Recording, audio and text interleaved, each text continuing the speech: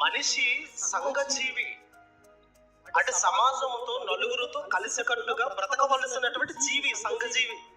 ఇలాంటి మనిషి ఒంటరితనానికి ఎక్కువగా ఇష్టపడుతున్నాడు. ఒంటరితనానికి ఇష్టపడటం వల్ల ఎన్నో దాడులకు గురవుతున్నాడు, ఎన్నో మానభంగాలకు గురవుతున్నాడు, ఎన్నో మారణ హోమాలకు గురవుతున్నాడు, ఎన్నో భయంకరమైనటువంటి పరిస్థితులు ఈ రోజు మనిషి ఎదుర్కోవడం అనేది జరుగుతుంది ప్రియులారా.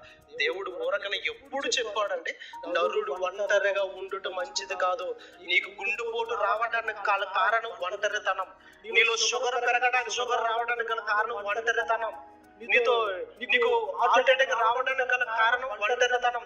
ఇవన్నీ మరి క్యాన్సర్ వ్యాధి లాంటి నయం కాని భయంకరమైన వ్యాధులు రావడానికి గల కారణం కూడా ఒంటరితనం అని అంటే.